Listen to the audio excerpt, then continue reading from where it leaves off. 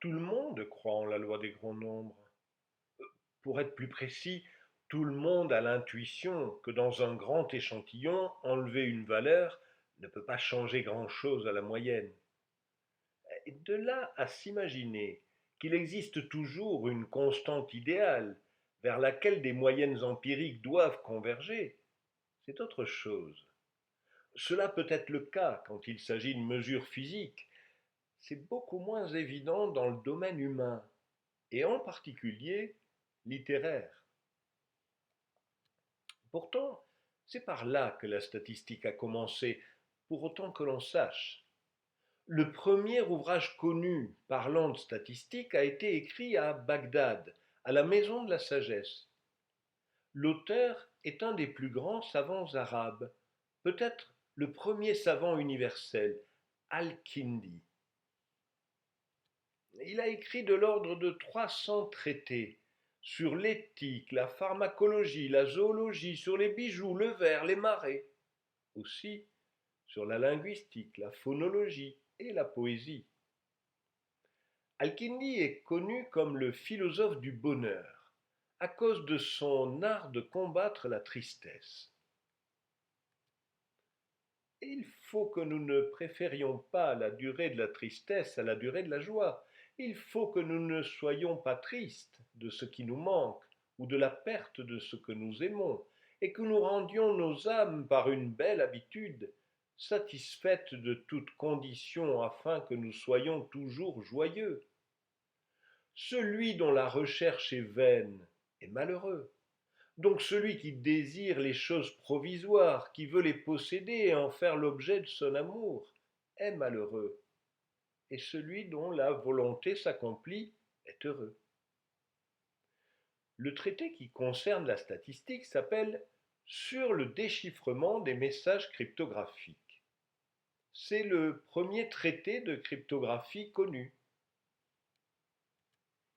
Quel rapport avec la statistique? La méthode la plus simple pour déchiffrer un code de substitution monoalphabétique, c'est l'analyse de fréquence. La voici décrite par Al-Kindi.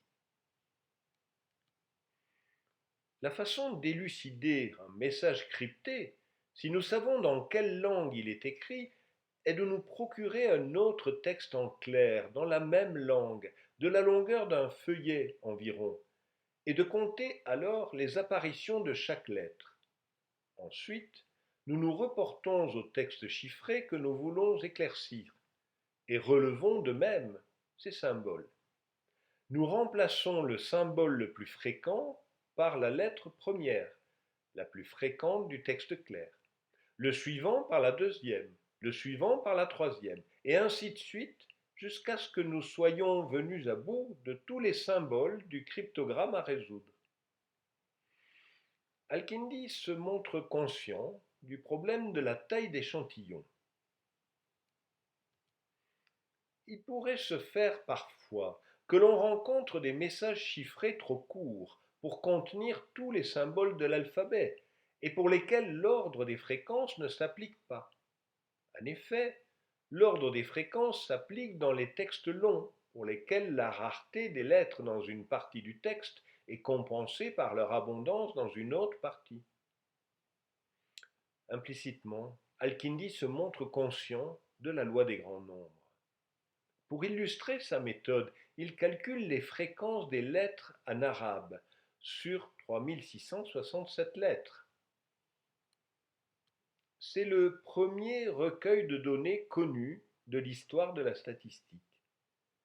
Le plus étonnant là-dedans, ce n'est pas que Al-Kindi ait cru en la réalité tangible de la fréquence de chaque lettre en arabe, ni qu'il ait eu foi en ses comptes sur 3667 lettres pour approcher ces fréquences absolues. Non, le plus étonnant est qu'on ait continué à croire en cette même chimère pendant des siècles après Al-Kindi jusqu'au XXe siècle. Voici des extraits d'un manuel de cryptologie militaire datant de 1916.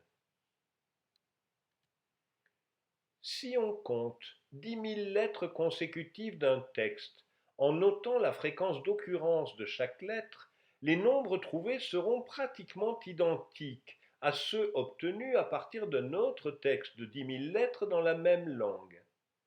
La proportion relative d'occurrence des différentes lettres sera à peu près identique, même pour des textes très courts. Un tel décompte d'un grand nombre de lettres mis sous forme de table s'appelle une table de fréquence. Chaque langue a sa propre table de fréquence et pour chaque langue, la table de fréquence est presque aussi fixe que l'alphabet. Tout juste si l'auteur reconnaît des différences entre les styles pour les minimiser aussitôt. Il existe des différences mineures entre des tables de fréquences préparées à partir de textes sur des sujets différents. Par exemple, si le texte est un article de journal, la table de fréquence s'écartera légèrement d'une table préparée à partir d'ordres militaires, ainsi que d'une table préparée à partir de messages télégraphiques. Mais ces écarts seront mineurs comparés aux écarts entre les tables de deux langues différentes. Pourquoi est-il étonnant que cette croyance ait perduré? Eh bien parce que depuis longtemps, on savait que dans toutes les langues, on pouvait écrire des textes entiers qui n'utilisaient pas une lettre donnée.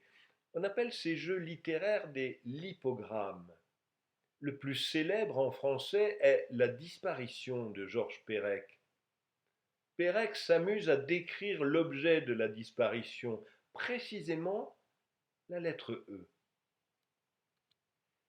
Ainsi parfois un rond, pas tout à fait clos, finissant par un trait horizontal. On aurait dit un grand G vu dans un miroir, ou blanc sur blanc, surgissant d'un brouillard cristallin, l'hautain portrait d'un roi brandissant un harpon.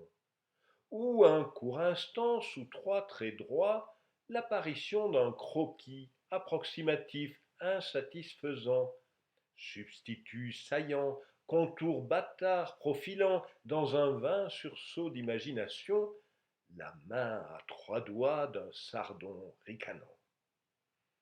Et en plus, c'est du beau français. Pérec était loin d'être le premier. Un roman sans la lettre E avait été écrit en anglais en 1939 par Ernest Wright. If youth throughout all history had had a champion to stand up for it, to show a doubting world that a child can think, and possibly do it practically, you wouldn't constantly run across folks today who claim that a child don't know anything. Les lipogrammes existaient déjà chez les Grecs. On a trouvé des réécritures entières de l'Iliade sans A, sans E, sans I. Voici la page de titre d'un livre de 1671 écrit en espagnol. Il est fait de 5 nouvelles. La première est écrite sans la lettre A, la seconde sans la lettre E, etc. Que l'on puisse biaiser à loisir les fréquences des lettres aurait dû être une évidence depuis de nombreux siècles. Pourtant, ça ne l'était pas. Et on a cru dès le début en l'existence des probabilités que l'on pouvait approcher par des fréquences. Voici comment John Arbuthnot l'exprime dans le premier traité en anglais sur les probabilités. Il y a un calcul des probabilités fondé sur l'expérience, dont on peut faire usage dans les paris à propos de toutes choses. Imaginons qu'il s'agisse des chances qu'une femme accouche d'un garçon et que vous vouliez connaître les chances exactes. Vous devez considérer la proportion des garçons sur les filles dans les registres de naissance. Vous le voyez, il n'est pas question de se demander quel sens a la probabilité qu'une femme accouche d'un garçon, ni si un tel objet existe. C'est Jacques Bernoulli qui a le premier démontré la loi des grands nombres. Mais qu'a-t-il fait exactement? Et qu'est-ce que c'était pour lui que la loi des grands nombres? L'énoncé se trouve dans la quatrième partie de l'Ars Conjectandi, paru en 1713. Bernoulli était très fier de ce résultat. Il le comparait à la quadrature du cercle et estimait qu'il lui avait coûté 10 ans d'effort. C'est un peu plus fin que ce qu'on entend intuitivement par loi des grands nombres. Voici comment il explique la différence. Même quelqu'un de très stupide, sans aucune instruction, guidé par un instinct naturel, ce qui est assez miraculeux, est sûr que plus grand sera le nombre d'observations, plus faible sera le risque de s'éloigner du but. Bien que tout le monde sache cela naturellement, la démonstration dérivée de principes scientifiques n'est pas triviale. Nous devons donc l'exposer ici. Cependant, j'estimerais avoir peu de mérite à démontrer ce que personne n'ignore. Il reste autre chose que probablement personne jusqu'ici n'a jamais envisagé, même dans ses pensées. Il reste un effet à rechercher quand le nombre d'observations augmente continuellement. Si la probabilité d'atteindre le vrai rapport entre les nombres de cas où un événement peut se produire ou non augmente de telle sorte qu'elle dépasse n'importe quel degré de certitude. Et oui, Bernoulli ne se contente pas de montrer que les fréquences expérimentales convergent vers la probabilité. Il donne une borne sur la probabilité de trouver la fréquence expérimentale dans un intervalle donné autour de la probabilité pour un nombre d'expériences fixé. Essayons de voir le résultat comme l'exprime Bernoulli. Pour lui, il y a des cas fertiles, qui sont nos cas favorables, et des cas stériles. Comprenez qu'on a un événement de probabilité R sur T qui a été observé X fois sur N expériences. Bernoulli veut calculer la probabilité que la fréquence X sur N soit dans l'intervalle R-1 sur T, R plus 1 sur T. Pour une même valeur de la probabilité, si R et T sont grands, l'intervalle est étroit. Voici le résultat. Bernoulli trouve deux nombres, N1 et N2, qui se calculent comme il est écrit ici. Si le nombre d'expériences les dépasse, alors la probabilité cherchée est plus grande que C sur C plus 1, c'est-à-dire proche de 1 si C est grand. Ça paraît tordu, mais c'est bien le résultat souhaité. Voici l'application numérique qu'il donne. Prenons R égale 30, S égale 20, donc une probabilité de 3 cinquièmes, et C égale 1000.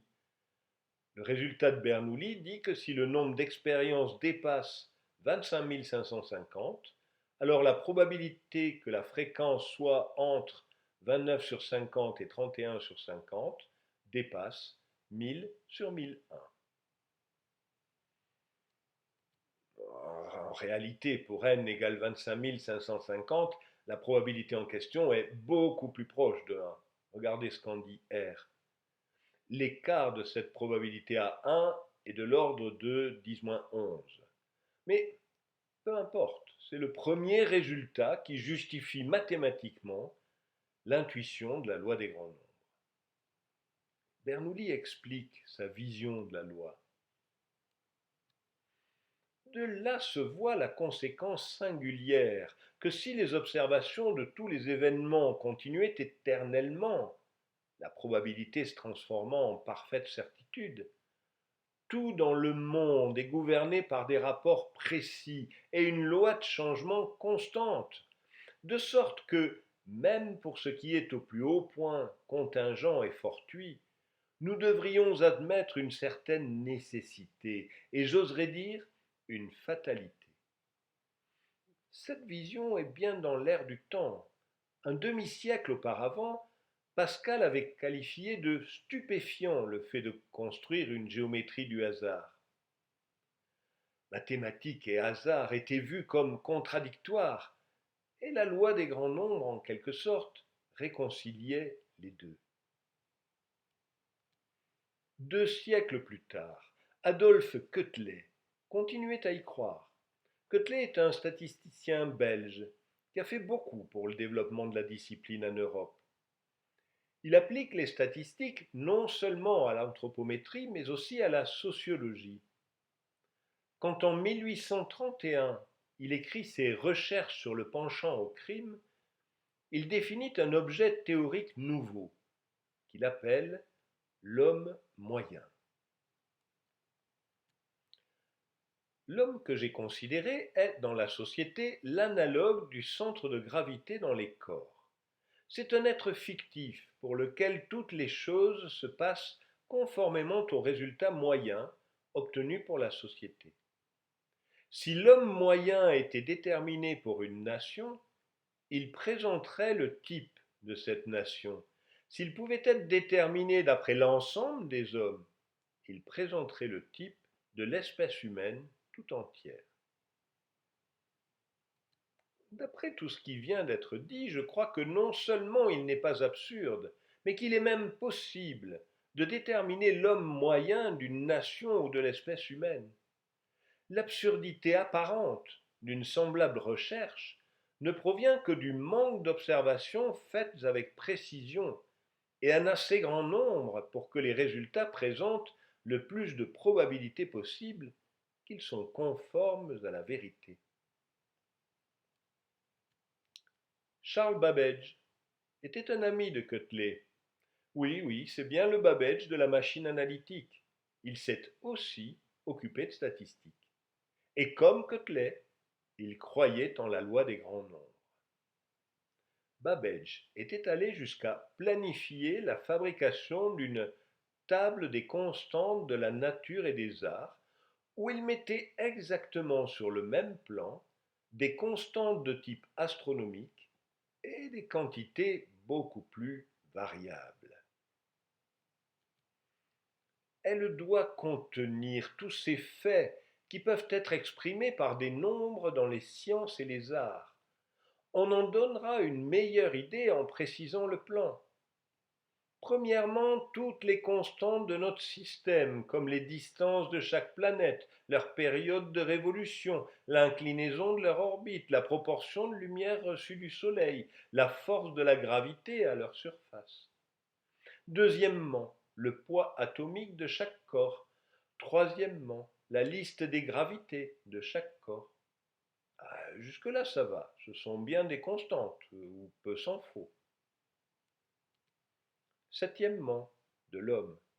Le poids moyen et la taille moyenne à différentes périodes de son existence, l'étape de mortalité en différents endroits, les durées moyennes des règnes des souverains. Huitièmement, la puissance de l'homme et des animaux. Un homme travaillant 10 heures par jour scira tant de pieds carrés de tel bois. Et sur sa lancée, Babbage arrive aux langues. 18. Table de fréquence des lettres de l'alphabet dans les différentes langues. Fréquence de ces lettres en début et en fin de mot.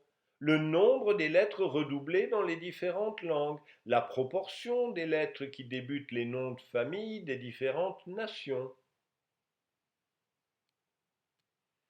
Toujours en Angleterre, Augustus de Morgan était reconnu comme un des tout meilleurs spécialistes anglais de la théorie des probabilités.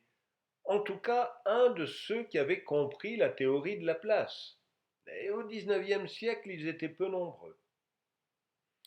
En 1851, De Morgan écrit à un ami pour lui proposer une application. J'ai toujours pensé qu'une petite dépense d'argent suffirait à décider de questions de paternité d'œuvres littéraires de cette façon. Je m'attendrais à ce que les légères différences entre écrivains restent cohérentes d'un auteur à l'autre. Si les spécialistes de littérature connaissaient la loi des moyennes aussi bien que les mathématiciens, il serait aisé de rassembler un peu d'argent pour tenter l'expérience à grande échelle. J'essaierai le grec, le latin et l'anglais, et je m'attendrais à ce qu'un même homme, écrivant sur deux sujets différents, soit plus en accord avec lui-même que deux hommes différents écrivant sur le même sujet. Un de ces jours, des faussaires seront démasqués par ce test. L'occasion de tester la méthode de De Morgan n'a pas tardé. Vers la moitié du XIXe siècle, une controverse a éclaté. En voici la trace dans une lettre de Carlyle à son frère. Nous avons en ce moment une dame yankee envoyée par Emerson qui a découvert que l'homme Shakespeare est un mythe et qu'il n'a pas écrit les pièces qui portent son nom. Au contraire, elles ont été écrites par un associé secret dont le nom est inconnu. En fait, elle est venue en Angleterre dans le but d'examiner et si possible de prouver cela à partir du British Museum et d'autres sources de preuves. La Yankee Lady, la voici, Delia Salter Bacon. Elle est l'auteure d'un livre de 700 pages où il est démontré que Shakespeare n'a pas écrit les pièces de Shakespeare. Je sens que je vais vous décevoir, mais je n'ai pas eu le courage de tout lire. Et je n'ai pas compris grand-chose au peu que j'ai lu. Voici un extrait de sa prose. À l'esprit qui est capable de recevoir dans n'importe quelle condition la vérité démontrée et lui donner son poids entier, à l'esprit pour lequel la vérité est religion. Ce livre est dédié. Les faits qu'il contient parlent d'eux-mêmes, ou au moins parleront d'eux-mêmes par la suite.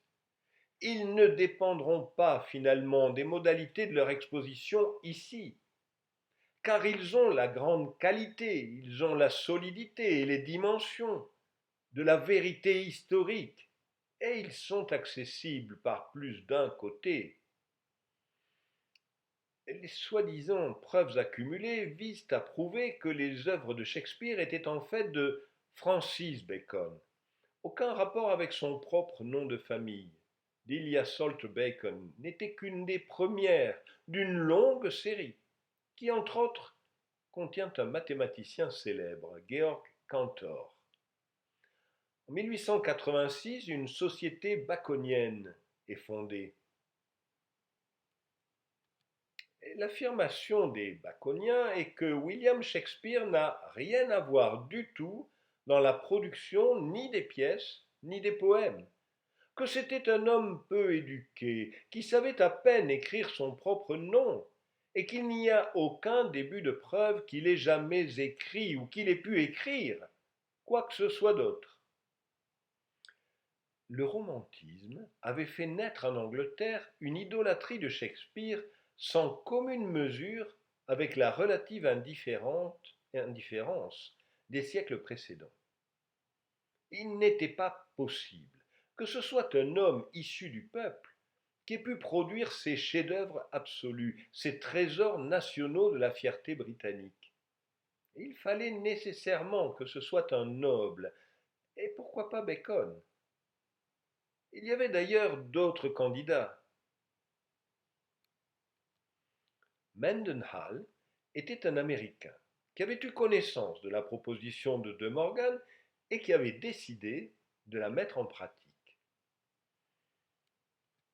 En 1887, il avait écrit un article sur les courbes caractéristiques de la composition. L'idée était, pour un texte donné, de relever la fréquence des longueurs de mots et d'en faire un diagramme en barre, même si Mendenhall le présente sous forme de courbe. Si De Morgan a raison, la courbe, comme son nom l'indique, doit être caractéristique d'un auteur donné. Et le graphique que vous avez sous les yeux est un peu inquiétant, parce que les deux courbes, qui sont pratiquement confondues, proviennent l'une de Oliver Twist, de Charles Dickens, l'autre d'une série d'articles dans Vanity Fair. Mais qu'à cela ne tienne, un riche Américain décide de financer un projet pour trancher la controverse Bacon-Shakespeare.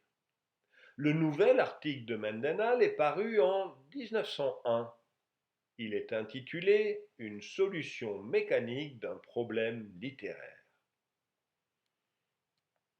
La méthode a été appliquée enfin à cette question des plus curieuses et pourtant des plus intéressantes, grâce à la générosité de M. Augustus Hemingway de Boston, qui a gentiment offert de couvrir les dépenses du travail, qui consistait à employer des personnes pour compter et classifier presque 2 millions de mots. À part l'expression de ma reconnaissance à M. Hemingway, je tiens à remercier aussi les dames qui ont entrepris la lourde tâche du comptage, Madame H. Mitchell et Mademoiselle Amy Whitman de Worcester dans le Massachusetts. Que c'étaient des dames qui avaient fait le comptage, vous l'auriez parié. Mais alors, la conclusion? Entre Bacon et Shakespeare, il n'y a pas photo. Les deux courbes sont tellement différentes que, décidément, non, Bacon ne peut pas être l'auteur des pièces de Shakespeare. Mais ce n'est pas tout. On teste aussi Marlowe et Shakespeare. Et là, paf, pas de chance, les deux courbes coïncident exactement. Oh, ce n'est qu'accessoirement qu'on remarque en passant que les textes de Bacon étaient en prose et ceux de Shakespeare et Marlowe en vers, et ceci pourrait bien expliquer cela. Plus tard, le problème de la statistique littéraire sera repris par de vrais statisticiens. George Yule est un grand nom en statistique. Il a laissé son nom au processus de Yule, mais il est aussi l'auteur d'une introduction à la théorie des statistiques qui a connu une longévité assez exceptionnelle. Ce livre a été réédité pas moins de 14 fois entre 1910 et 1950. Donc Yule sait de quoi il parle. Suite à un problème de santé vers la fin de sa carrière, il a dû changer ses activités et il s'est mis à la recherche sur les statistiques littéraires. Il a rassemblé ses résultats dans un livre, L'étude statistique du vocabulaire littéraire, paru en 1944. Quand j'ai eu avancé quelque peu dans cette étude particulière, il m'est apparu trop clairement dans quel champ d'épines j'étais allé traîner. Il s'est avéré que les statistiques du domaine littéraire avaient leurs propres problèmes spéciaux, leurs difficultés particulières et leurs sources d'erreur, et que personne jusque-là n'avait fait la moindre tentative pour les explorer. Prouver que c'est moi qui ai écrit cette histoire, ça devrait être facile. 100% de mes histoires se terminent par une vanne, le plus souvent foireuse. Pas celle-ci. Alors vous voyez bien,